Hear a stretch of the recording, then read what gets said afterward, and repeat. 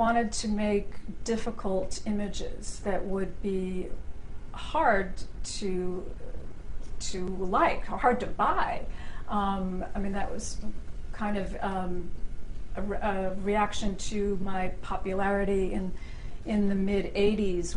The horror and the violence in the work, I think I think it's.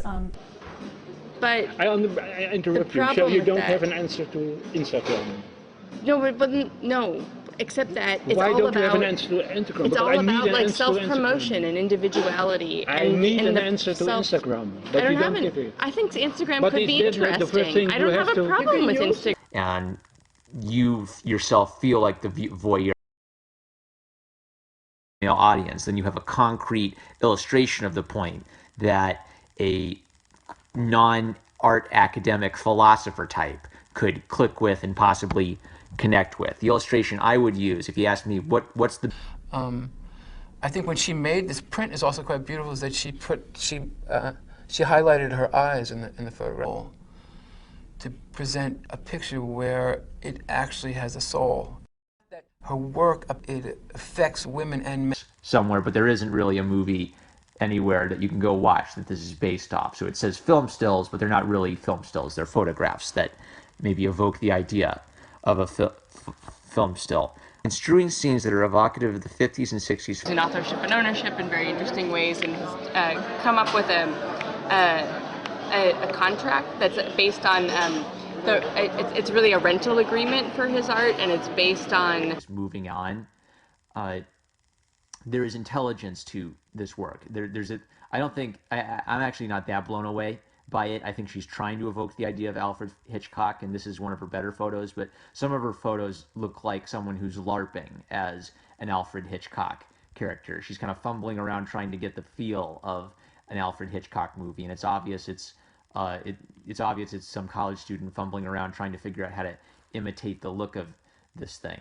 But she's actually evoking the idea of a film noir movie pretty well. She's using good materials to create a interesting visual image. This isn't the kind of art that I am especially geeky about, which would be drawing and painting and the Italian Renaissance, but I can admire that she is actually using materials to create a powerful image, which looks cool. This isn't a tampon and a tea.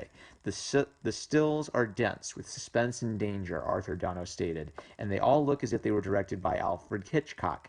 The invariant subject is the girl in trouble, all caps to indicate a kind of trope.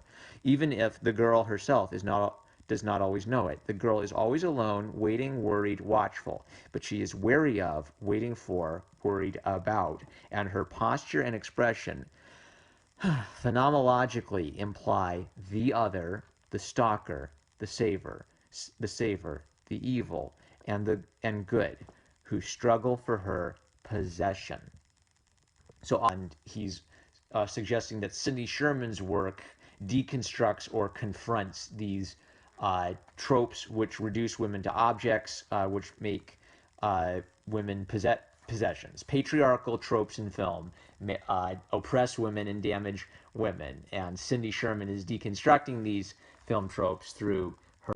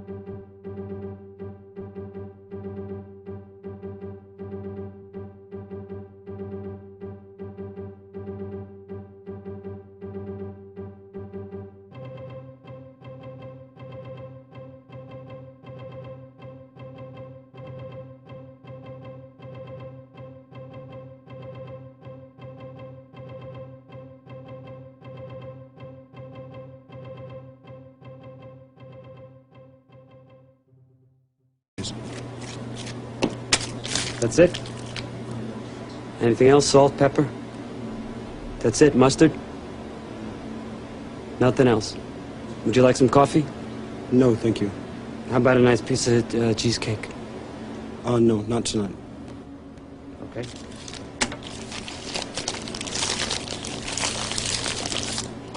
$225.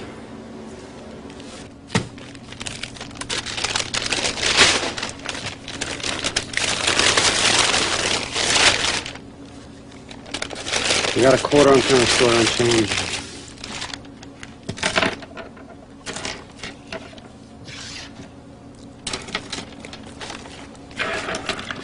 Thank you.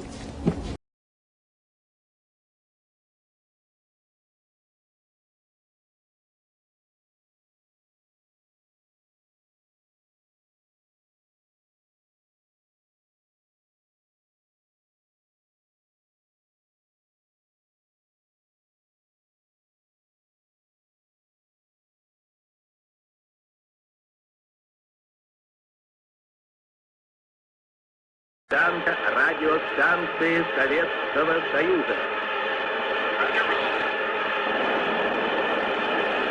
Работает.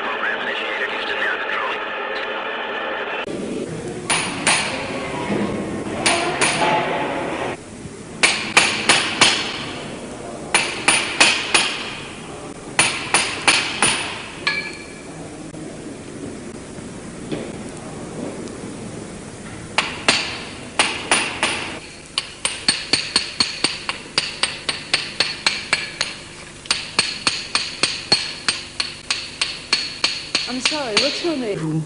Lawrence Weiner, W-E-I-N-E-R. To me, it's very exciting to me.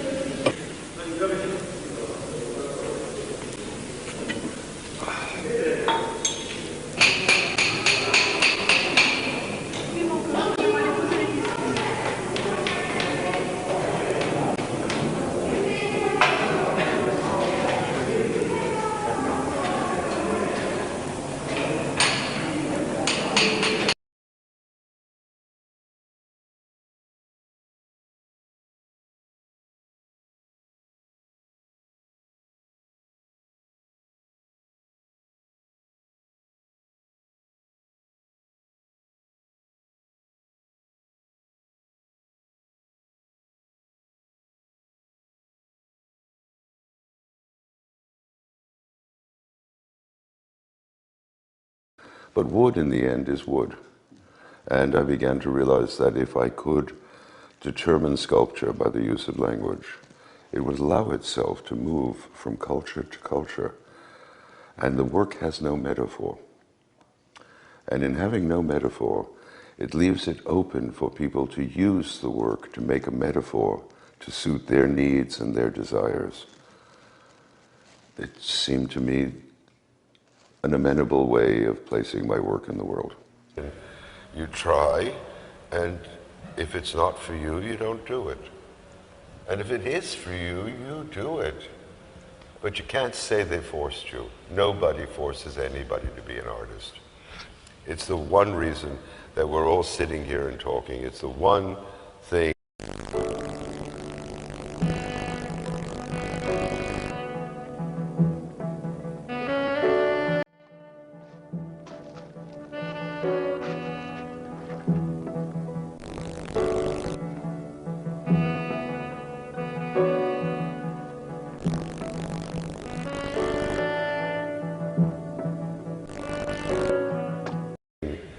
When I came to my mother, who I didn't have the best relationships with, and I said, I'm going to be an artist. I must have been about 16 because I was leaving high school going into college. It was different times and different place. And it was all public, not public, that's different here, state. And I said, I think I'm going to be an artist. And my mother looked at me and said something, and we really didn't have a lot of communication. And she said, Lawrence, you're going to break your heart. Okay, why? Art is for rich people. You've also spoken well of the art world, not in terms of being able to actually absorb ideas and open up possibilities. But that's what it's for. But it is for that. But it's gotten better in the time that you've been in it around. Obviously not. I survived. No, I mean that seriously. I survived. I even had the privilege of raising a child. I'm having the privilege of having a grandchild. Making what I make Therefore, it can't be that bad. Better than the world at large? I mean, in terms of... the art world it used to be better than the world at large until the Academy took over. Oh, I thought you said the market, but the Academy. No, the Academy, the market, there's nothing wrong with the market. So the way they talk about you can ignore the market is just what it is. So because of the way the Academy's talked about it, or know set up what rules? they've done. I mean, Britain is...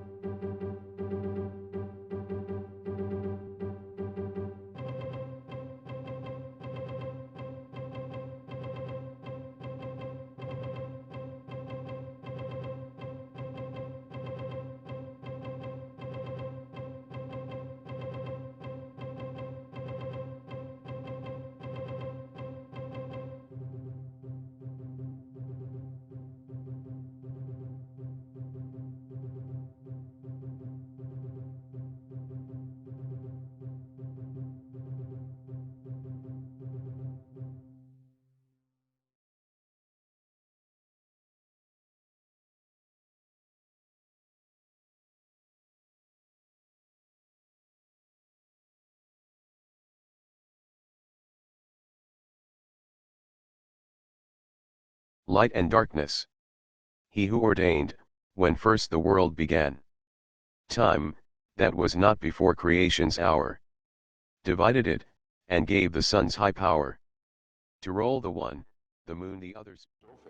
Dat niet alleen voor de layouts dus hele bepaalde stramines vastliggen, maar ik denk in de toekomst aan ruimtelijke layouts, waar dus ruimtelijke structuren voor bestaan, waar letters zich in alle richtingen doorheen bewegen. Een ruimtelijke typografie waar de mensen doorheen lopen zonder dat ze hun hoofd ergens tegen stoten. Die is er gewoon, de mensen vormen daar een deel van en de informatie staat om ze heen. Dat vind ik een toekomstbeeld wat ik erg boeiend vind en waar ik me erg mee bezig hou. Shapes you. Even if I already decided in the end of the 50s to shut myself off for the left and right wing, but choose my path, still you have influences. You are a child of your days, always, until today. Ik dacht, ik moet een alfabet maken, een soort kernalfabet, bestaande uit horizontale, verticale en diagonale. En dat had helemaal het uiteindelijke beeld wat je krijgt als die letter gezet wordt. Maar ik kon het toen natuurlijk helemaal niet zetten, die machines die waren er gewoon niet. Dus ik heb het met de hand geplakt allemaal. Op grote vellen en toen is het fotografisch verkleind. En weer geplakt op papier en weer een film van gemaakt. En hier laat ik even zien dat je die letter vervormen kunt. Je kunt hem dun maken en vet maken, je kunt hem versmallen, je kunt hem verbreden. En dat is een stramien waarin de letter getekend is als het ware.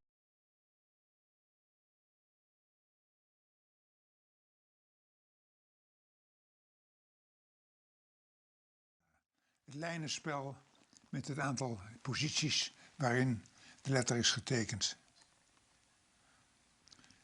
En hier zie je de letter in een lichte versie en een vette versie. De cijfers, het alfabet en de leestekens. En ik had geen hoofdletters. Hoofdletters maakte ik door een streepje erboven te zetten. En als het een V en een W, en W is een...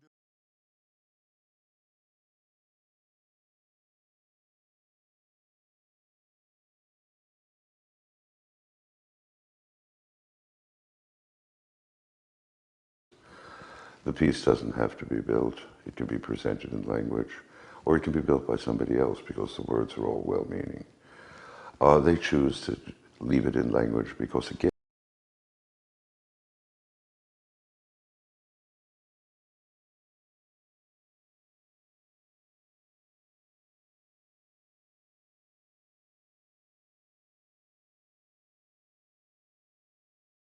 this question, it gives them the means to answer their particular question at that moment.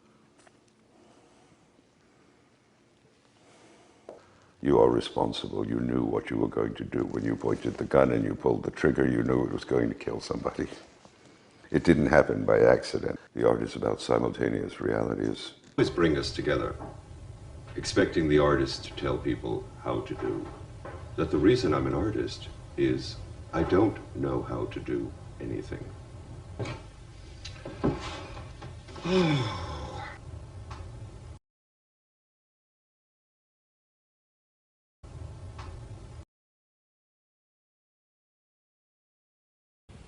Do I dare ask, is there something of late you've seen that had that effect? I can't do that. No. I have a problem. I was just doing an interview recently that was sort of a big deal, and what artists influenced you when you were young? You're always going to forget somebody. So it's better to just say, you know, the things that somebody else did, I looked at it, made me want to be an artist. You know, you mentioned Mondrian, and then you've forgotten Manet, then you mentioned this one, you've forgotten that one. You mentioned Pollock, you've forgotten Chamberlain. Yeah. By the time you're all finished, it's sounding so boom, boom, boom, but I think this is a very, very decisive time in everybody's life. There's going to be another kind of a war, a culture war, that's making no sense whatsoever. All it's doing is killing an awful lot of people. But it's time for us to stand still and realize, what is it are we trying to deal with? Okay. I remember getting up on a stage at Art Basel, I don't know what, oh yeah, they were showing a film of mine, so I had to say yes. And I got up, and with Jorge Pardo, who's an artist whose work, nothing to do with mine, but yet it is in the same direction, genuinely. He comes from a loving, nice parents, working class background, went to work when he was quite young. I come from the same kind of thing. My parents were quite nice to me. They were not the problem. It was all the people out on the street that were the problem. And both of us looked at this audience who was looking for significance and said, we didn't learn a goddamn thing from it. It didn't change anything. You ended up doing what you're doing because you figured out what you're going to have something to say to somebody. They always bring us together, expecting the artist to tell people how to do. That the reason I'm an artist is I don't know how to do anything.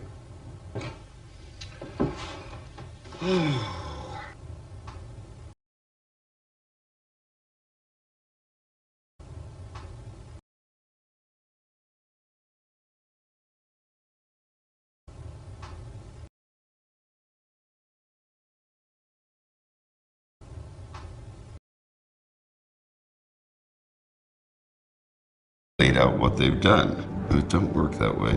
How does it work?